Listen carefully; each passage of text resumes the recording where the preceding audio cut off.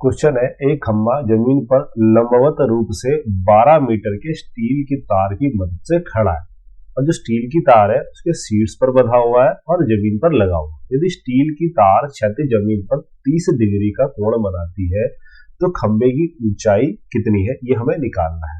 तार की जो लंबाई दे रखी है वो हमें दे रखी है 12 मीटर। तो इसको पहले हमें डायग्राम बना के समझ लेते हैं।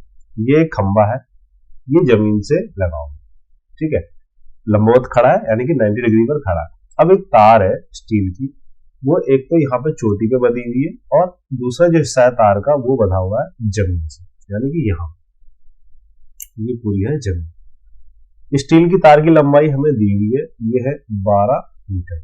अब दूसरी चीज ये कहता है कि जो स्टील की तार है जमीन पर 30 डिग्री का कोण बनाती है, यानी कि ये जो कोण है जमीन पर तो यही बन रहा है तार के साथ, इसका मान दिया हुआ है 30 डिग्री।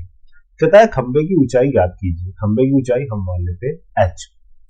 अब हमें क्या दिया हुआ है, ये दिया हुआ है, यानी कि ये ट्राइंगल बन रहा है, राइट एंगल ट्राइंगल।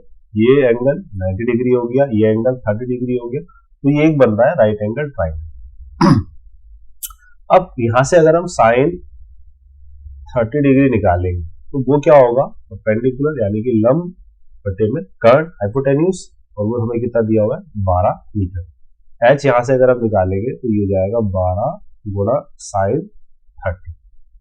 12 गुणा साइन 30 की वैल्यू कितनी होती है, 1/2, यानी कि इसको अगर हम हल करेंगे h कितना आएगा 6 मीटर। तो ऑप्शन पहला जो है वो सही उत्तर हो जाएगा।